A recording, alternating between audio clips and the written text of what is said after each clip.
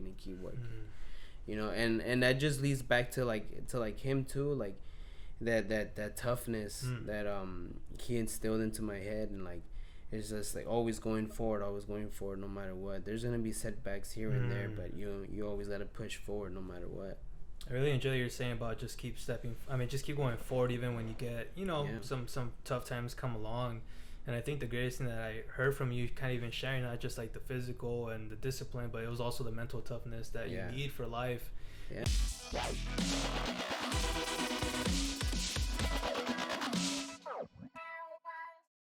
Welcome everyone back to the podcast. We have a special guest, which is Oliver. He is a professional boxer and share a lot of great tips and his background, how he got started in boxing. How's your day going so far, Oliver?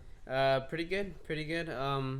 I started off a good workout this morning, good run, 7 miles in. So, I was able to wake up today, to realize my family's alive, my girlfriend's alive, everybody's alive, Crazy. To live to see another day. So it's always grateful for the man upstairs.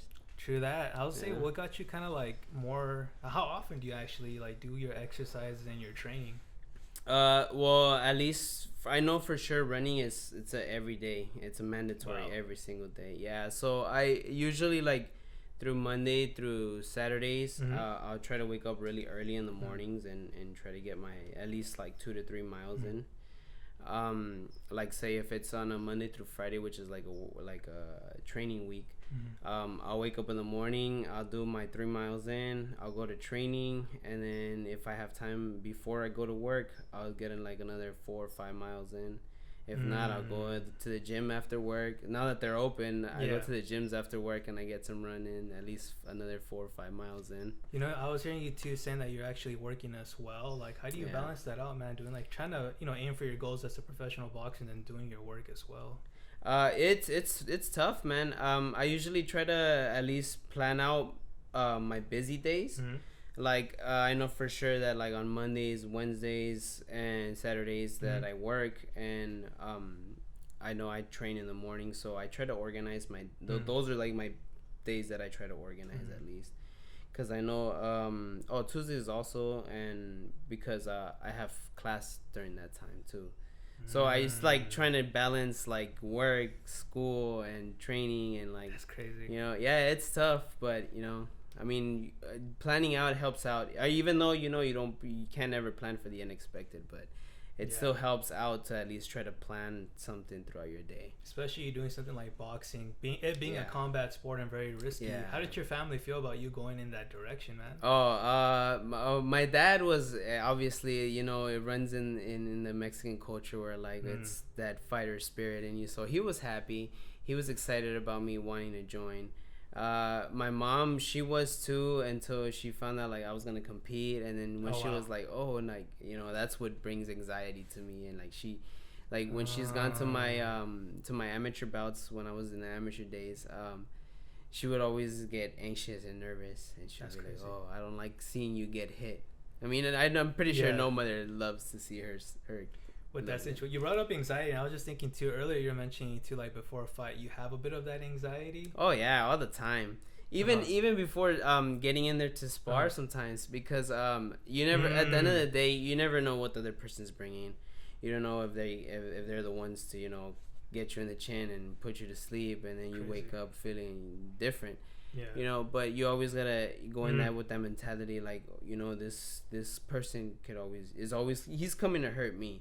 So at the end of the day you still get those butterflies in the stomach, and you get those nerves, but at least for me, throughout my years of experience through like sparring and fighting, is usually once you get that first hit is when everything just goes out the window, and the anxiety just goes out the window, everything, and it's just you and that person that's in there, just zoomed focused in. Wow. And even before you get into the ring, what do you typically do? Do you like recite something in your head, or do you just... That's a good one. I do. I like to pray.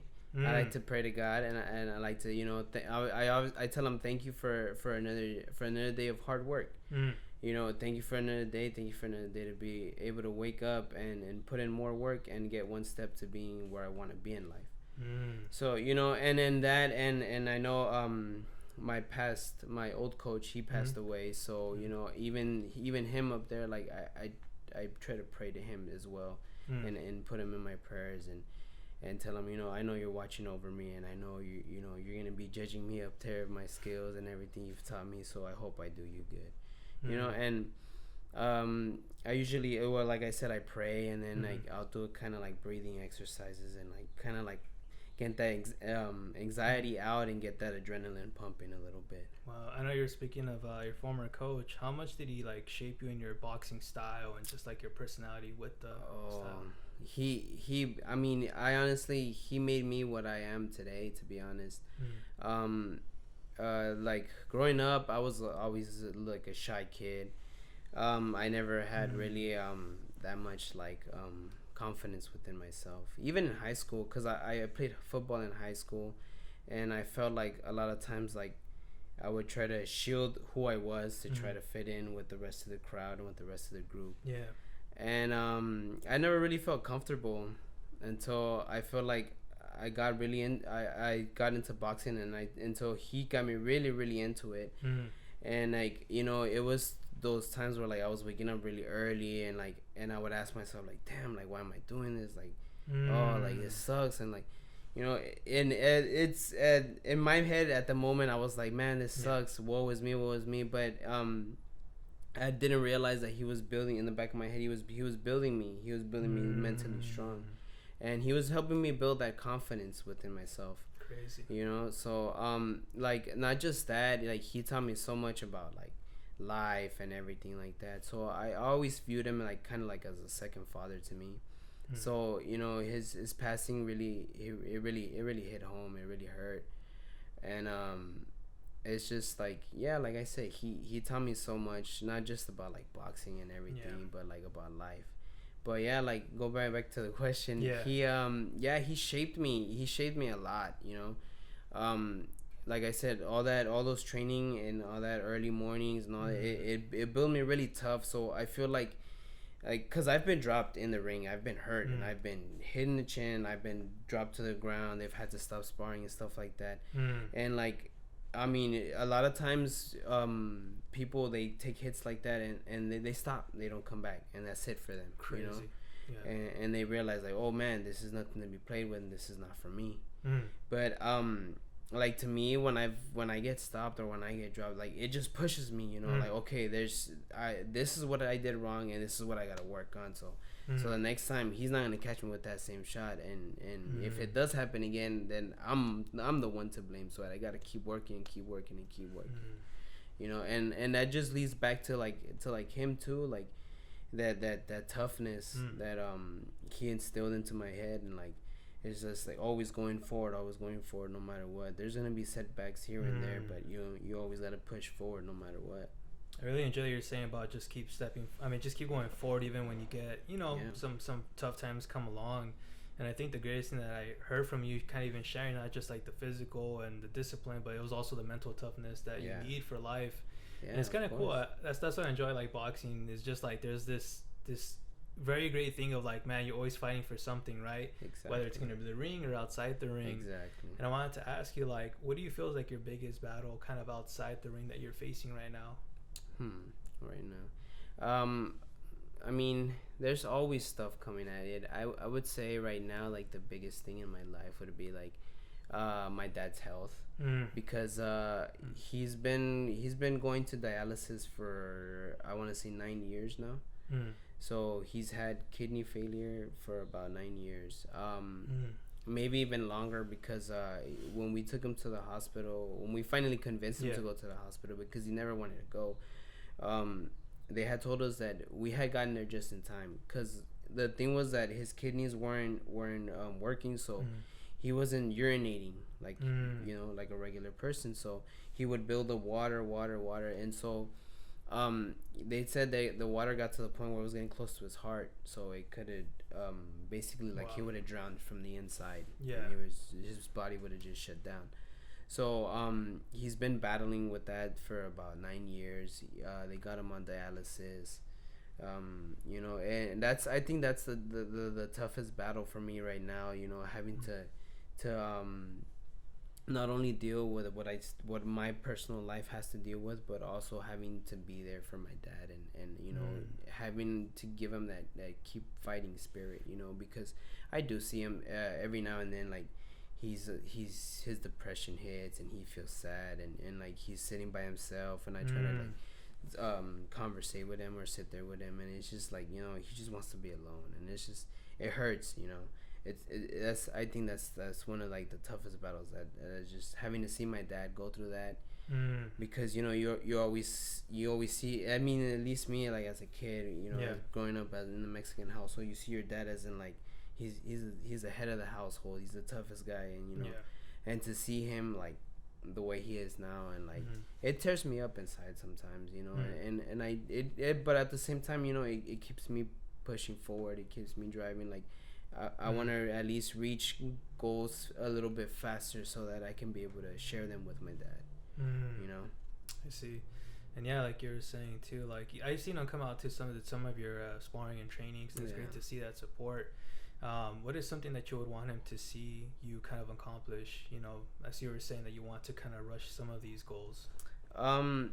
Well, I mean, I would want him to see at least me finish school, and me at least get my name in big lights, you know, in a big arena, and having to go to a big stadium to see my fights, you know, because I know he's told me he's always admired that as a little kid, you know, he's always wanted to be there, like, and fights, because he's grew up watching fighting as well, because he grew up fighting too. But yeah, like he's like, oh, I've always wanted to go to one of those big arenas and big events, and you know, see a big fight and stuff like that. So, you know, that's a big dream for me, and hopefully, you know, God allowing, he'll let me accomplish that before his time is up. Yeah. You know, it was even cool too last year, mentioning even like early in the conversation about you kind of like growing up shy as well. What kind of helped you come out of that shyness? I don't even feel like I'm still out of that shyness, because every now and then I still feel like shy, you know, but I feel like boxing had a lot to do with me coming out of my shell, at least a little bit, you know, because I feel a little shy every here and now and then, but I feel like I'm a lot more open than I was back then. Like back in my middle school days, I was really, really shy. Yeah, like I said, like back in high school too, like in football, like it helped me a little bit to like have something to communicate with people with, like, oh, you know, we have this in common, so we can be friends, right? You know, but I always still felt out of place somehow, you know. I felt like I was trying to be someone who I wasn't, to try and fit in with people who really I had no business being with, you know. Crazy. And but yeah, like I feel like boxing is what helped me, as I started seeing myself get in shape, and started losing weight, because I was weighing about 185 at the time when I first started. And I started seeing myself lose the weight and stuff like that. So I was like, man, you know, it makes you feel good about yourself, you know. You're like, oh, I'm looking in shape, I'm looking healthy, you know. It makes you feel good about yourself. And yeah, I feel like that's what helped me boost my confidence a little bit more to get there. It's crazy how like fitness and even you doing boxing help with the confidence. Like, say someone that is a shy introvert, for like the listeners, what would tips would you offer them when they're coming into like a boxing ring? First thing would be like just go in there with an open mind, you know. You know, if you make that decision, you're making a decision for, you know, to try and get out of your shell little by little, you know. And the first thing is going up there with an open mind, you know, because at the end of the day, like especially in the boxing gym, we don't see race, color, gender, sex, or none of that, you know. We're just there to get in shape. We either love the sport of boxing, or we want to get in really good physical shape. You know, whatever the case is, you have something that bonds it together, you know. So you have something to communicate with other people about, you know, something to conversate. And it's kind of like how I was saying about football, like you have something to talk to people about. But I feel like in boxing, is in like, it's more like a class, and you feel like you don't have to impress nobody. You're there if you're there to get physically in shape. you're not there to impress nobody. You're just there to, just to work out and to be in shape. And I see that a lot, like in the gym, in our gym especially. Like people come in there, they work out, they do their own thing when we have free days and stuff like that, but when we're all training together, like we're all suffering together, so that at the same time, I feel like that really bonds. That's why, like, I consider all you guys, like, brothers to me, because you guys are there, you guys are grinding, you guys are suffering the same way that I'm suffering. I'm no different than anybody else because I'm a professional. Like, I still put in the work. We all put in the same amount of work. Some of us work harder than others, but we all still put the same amount of work. And I feel like that's what bonds a lot of us together. Going through the same hard times, the same difficulties, the same stuff like that. That bonds people together. They have something in common to talk about, or something to relate to. I like the idea of just people relating because of something that brings them together, like that unity aspect. Have you seen that unity aspect when you go to other boxing gyms to like spar other gyms, other teams, where you're able to have a bond? Like, say that you go to somebody else's like gym and you're sparring them. Obviously it's competitive, but now you guys are cool because, like, oh, that was a good shot, you hit me in the face. Kind of exactly. And it happens every single time. You have a new guy at the gym, or you're going to another gym to spar, and the new guy shows up. It's a new person from another gym, and you're like scoping him out, and you're looking at him like, let's see, that's the person I'm gonna spar. Oh, he looks a little tall, or he looks a little skinny. Maybe he doesn't hit too hard. Maybe he does. And you just kind of like start judging them and stuff like that. And then you go in there, and then they're a lot better than what you expected them to. And you're at that point, you're like, okay, respect. You gotta, once you get to that experience level, you try to tell yourself, like, if they have the talent, you gotta you gotta give me respect, and I'll give you respect. If they give you respect, you show them the same type of respect in the ring, But yeah, like it always starts off like that. Like, okay, what does this guy bring? Or you're kind of like trying to look at each other mean and trying to get into the other person's head and trying to intimidate them. Yeah. And then at the end of you're doing 6 hard rounds and you guys are both out of breath, and then there's like, all right, that's it, that's the last round, and then you're just like, oh, it's a relief. You guys shake each other's hand. Hey man, good work. You get a pat on the back and stuff like that. You go and say that good job to the coaches and stuff like that, and it bonds us. It bonds us together. So I feel like, like in every other gym, they'll probably look at me like, oh, who's this guy coming in here? Or what does he bring to the table? This and that. And then they see me spar, and then you can step off the ring, and then everybody's like, hey man, good job. And then everybody's talking to you, and oh, I like the move you did. So I feel like it really does. It does bond a lot of us. I love that. And I heard you earlier saying about like just people that have the talent, but then there's also the experience. What would you say, like, is there much of a do you really think much of talent, or do you think more is like hard work that defines the boxer, or do you think talent goes far ways as well? I think talent can help you a lot if you put in the work. But like there's a lot of talented people that they can go in there and they can beat people up. It's just natural for them. And there's some people, like, I consider myself like, I've had everything that I to the point where I am at right now. I've had to work for it. I've had to grind it out. I've had to suffer. I've had to put myself through hell. I've had to get dropped. I've had to go through a lot of suffering. But there's other people that are just like, they're just natural born fighters. Like, there was another buddy of mine that used to train with me with my old coach. His name is Angel, and he's just a natural born fighter. He can gain a lot of weight and then come the next day and put hands on top professional fighters. And crazy. Like I've always seen him, like, man, like I've always wished I've always admired him for that talent, for just being talented, naturally talented, and while some of us, we've had to work our asses off, and that's just not taking nothing from nobody, because I know he's in Florida and he's doing his thing and he's working his ass off and he's putting in the work. So when you see talent working hard, it just inspires, at least for me, it inspires me to like continue working harder and harder and harder to try and reach that level up there too, where like, people are like, oh man, that guy is talented. Like, no, I'm not talented. I busted my ass off to get to where I'm at. Wow. And it's just speaking of the work you're putting in, like, are there certain things you're learning now to like develop more into your fighting style, and how would you kind of define your fighting style?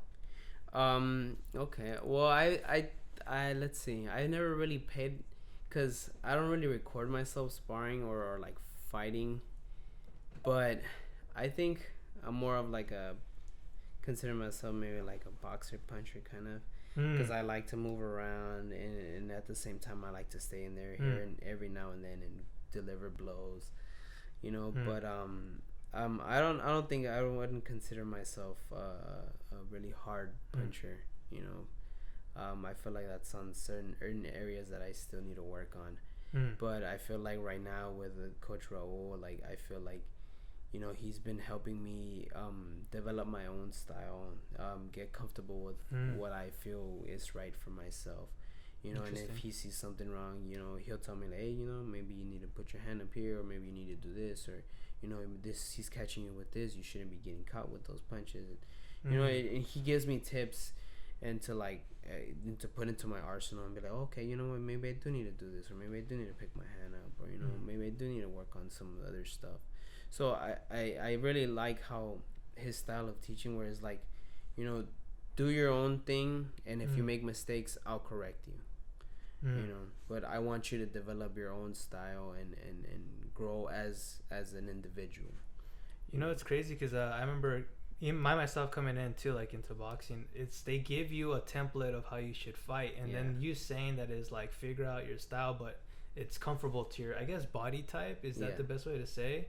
And for me, it's like I was kind of curious, like how did you kind of come into your style? Did you have to like just play around in the mirror a lot, like your fighting style, or just for me, I think I for a long period of time with my old trainer, he wanted me to be a certain style, which was he would call it like an Olympic style boxer, which was like Sugar Ray Leonard, Muhammad Ali, where it's just a lot of movement and punching, movement, punching, and I felt like, I mean, I personally never felt like that was really my type of ball game or my style, but I was able to adapt to it really good.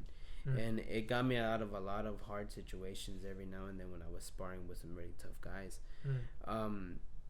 But yeah, I feel like I'm sorry, can you repeat the question? I got lost. Yeah. Like how, like to just kind of like say it more is like, how do you come into your own style? Because I know people usually have a template and they stick to that for a very long time. How did you just come to be like, I was saying like practice in the mirror, or just be like, I don't want to do this anymore, I like this better because it feels better?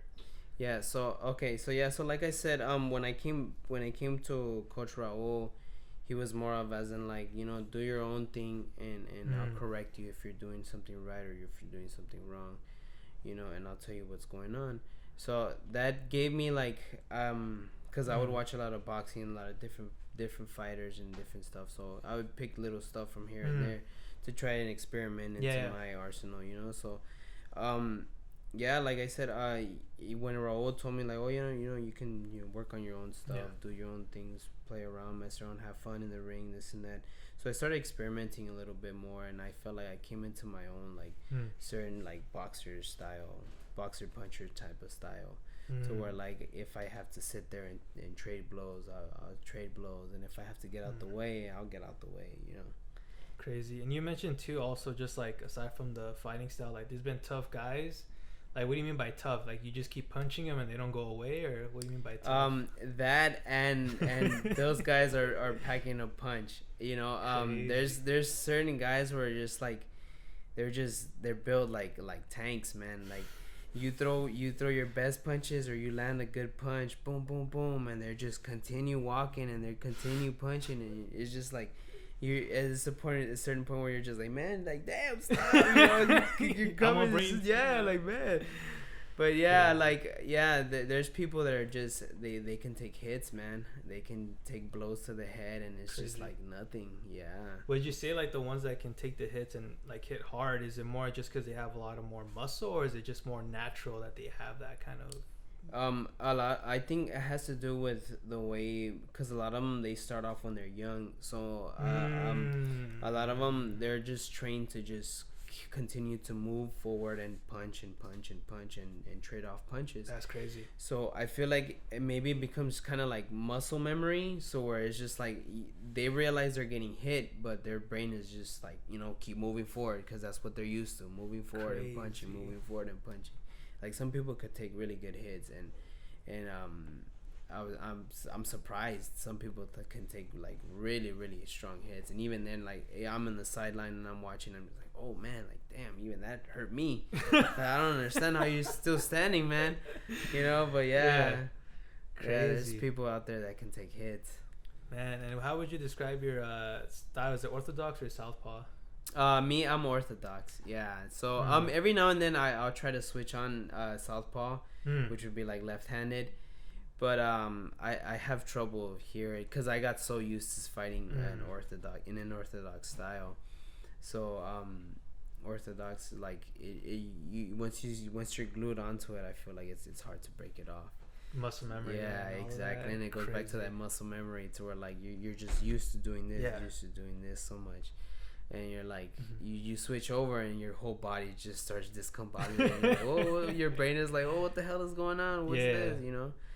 And but yeah, I feel like I'm more of an orthodox style of fighter. That's where my comfort zone is at. Crazy. And like, have you tried like, I mean, I noticed too in boxing there's people like Crawford that would do the switching of the stances. Yeah. You think you'll see that more often now, or have you seen people try to like test that out? I know a lot of people, because they know orthodox people tend to have problems with southpaw fighters. So I know there's a lot of people that train southpaw, so that whenever their opportunity comes to switch southpaw on someone, they do it, and it completely throws the other person off. You know, but at the same time, there's other people that are actually good at, you know, fighting with southpaws, or they know what to do, or they know how to move, or they know exactly how to figure them out. And if, say, like for example, I'm someone that's not used to fighting orthodox and I mean southpaw, and I'll switch southpaw, and then you know what to do when I'm on southpaw, or you know exactly what to do when you're fighting a southpaw. So, you know, me not having that much experience, you're gonna top me automatically because you know what you're doing. Crazy. You know? I'm just thinking of just like the mindset that you need to have, and kind of like you said, the experience to know how to deal with either style, southpaw or orthodox. Yeah. And for you, when you're like in the first 3, like say rounds in a fight, like what do you usually do? Do you kind of just want to analyze a lot of information and start out slow, or do you usually just kind of start throwing the jab to see what the person throws back?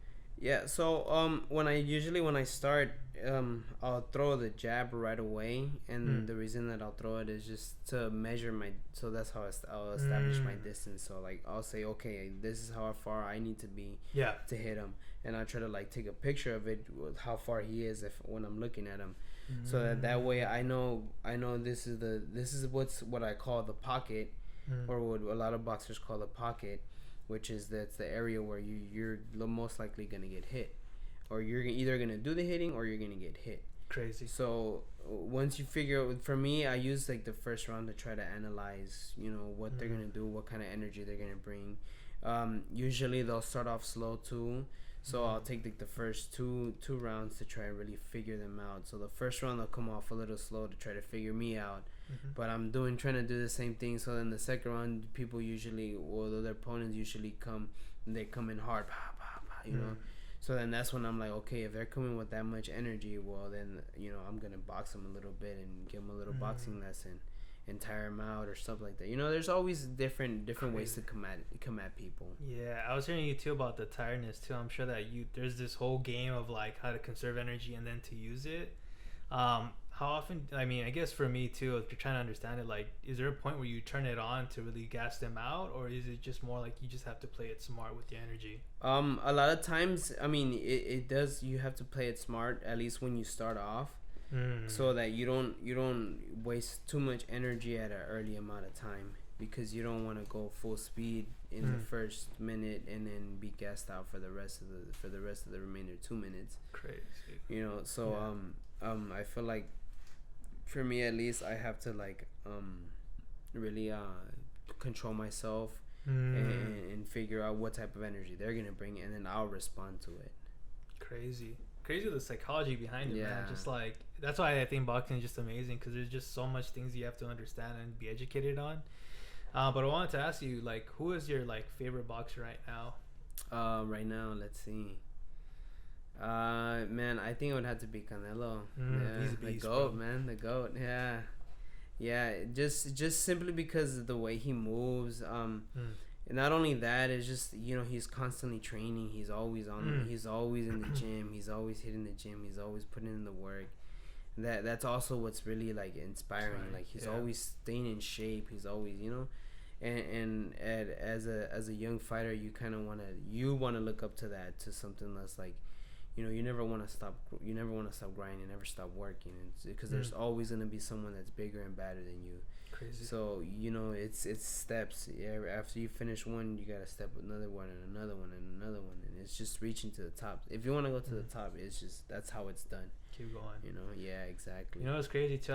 What I like about him too is that he's really encouraging to other Latino fighters. I know he reached out to Virgil Ortiz. I think one of the Vargas, and even his trainer Eddie Reynoso. So I think it's great that they're kind of, like you said, being inspiring people, but also leading the way. Like, hey, let's all support each other to get to the top as Latino fighters.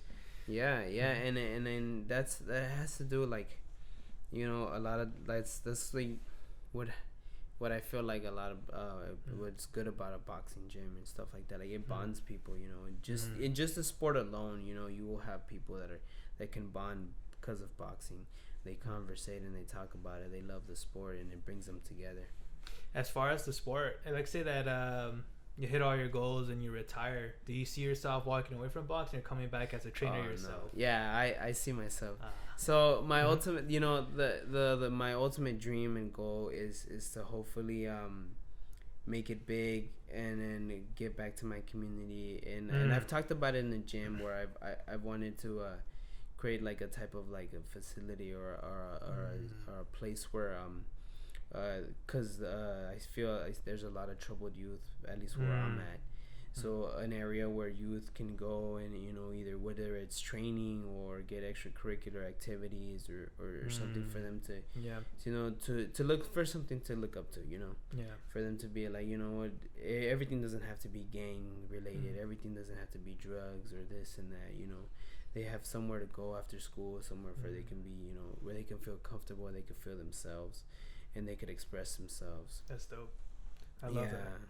And I wanted to ask you, I know that 2020 was a crazy year. Now we're coming to 2021, and I'm sure it still has its challenges. What do you feel is like the biggest goal for you this year in 2021 that you want to hit? This year, hopefully just to get more fights in, fights in under the belt, and then hopefully by next year being able to, if not by the end of this year, hopefully by next year being able to bring my resume to the table to a bigger promotion company and being able to see if they give me an opportunity to grow even more, to grow even bigger.